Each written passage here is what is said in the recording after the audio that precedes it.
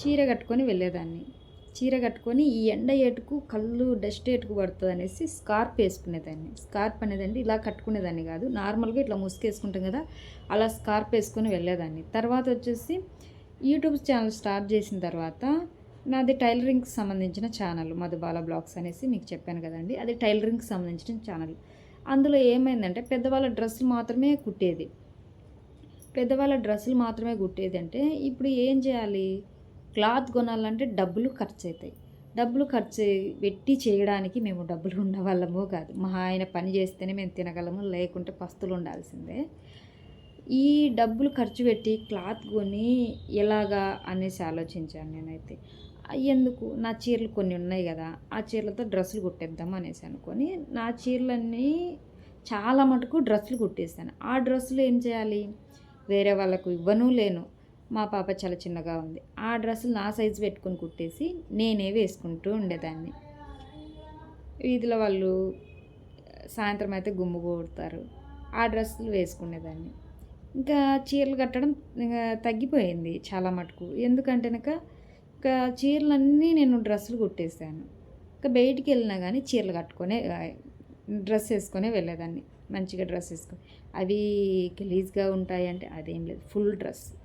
అది మోడల్గా ఉండేటివి అంతే. మోడల్ అంటే ఇంకా స్టెప్ బై స్టెప్ ఫ్రాక్స్, ఆ ఫ్రాక్స్ ఈ ఫ్రాక్స్ అన్నట్టుగా ఫ్రాక్స్ కుట్టేదాన్ని, ఫ్రాక్స్ వేసుకునేదాన్ని.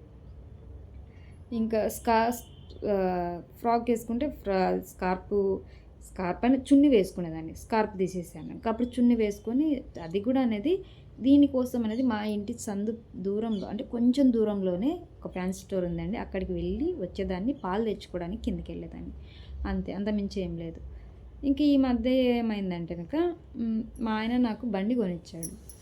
ఈ ఛానల్ స్టార్ట్ చేసిన తర్వాత కొంచెం బయటికి రావడం అనేది కొంచెం ఎక్కువ అయిపోయింది. ఎక్కువ అంటే ఈ క్లాత్లు తెచ్చుకోవడానికి, ఇంకొక ఏమన్నా తెచ్చుకోవడానికి మా ఆయన పొద్దున పోతే నైట్ 8 అట్లా అవుతుంది టైం, 9 ఒక్కో రోజు అవుతుంది. ఇంకా ఆయన బయటికి నాకు తీసుకుపోయి కొనిచ్చేంత కూడా లేదు. నాకు కొంచెం బయట తిరగాలంటే ఎలర్జీ ఉంది. అదిగాక నేను ఆటోలలో దీనిలలో పోలేను.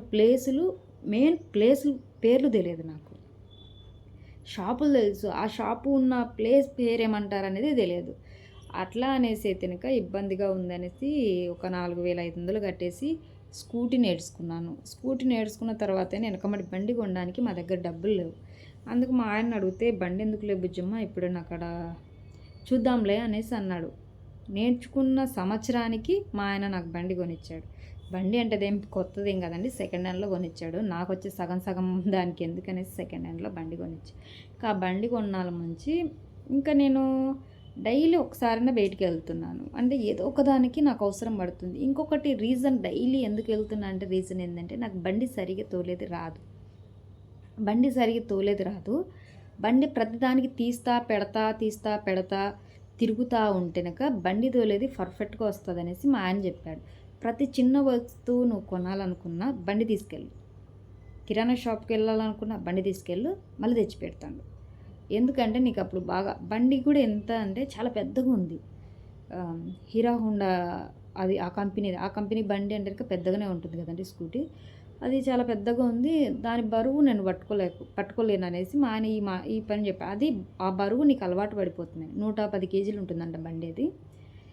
ఇంకా ఆ బరువు నీకు అలవాటు పడిపోతుంది అనేది చెప్పి ఇట్లా పోతూ ఉంటుంది. ఇంకా అట్లా ఇట్లా తిరిగినప్పుడల్లా ఇంకా ఇట్లా చూస్తారు అనుకుంటూ ఉంటారు. ఇంకా నాకు అర్థమవుతూ ఉంటుంది వాళ్ళ చూపులలో కానీ మాటలలో కానీ, నీవేమమ్మా యూట్యూబర్ అమ్మవు అంటారు. మనము సంపాదించింది ఏం లేదు, సంపాదించింటే ఇలాంటి ఇంట్లో ఉండను, ఇంట్లో అనేది ఏమీ ఉండదు, ఏదో 4 అంతస్తుల పైన ఉండము, రెంట్ తక్కువ అనేసి ఆ విషయం కూడా వాళ్ళు గుర్తు లేదు. నేను రెంట్ తక్కువ, ఇక్కడన్నా తక్కువకు దొరుకుతుందేమో, ఇల్లు తీసుకున్నాము, కింద అయితే టైలరింగ్ బాగుంటుందని అన్నానంటే నీకేం లేమ్మా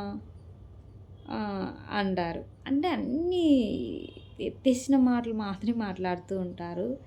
ఇవల్ల వచ్చిన తర్వాత మా అని చెప్తే, చూడు నువ్వు ఎవరితోనో మాట్లాడావంటేనక వాళ్ళు నీ మనసు పెడుతూ ఉంటారు.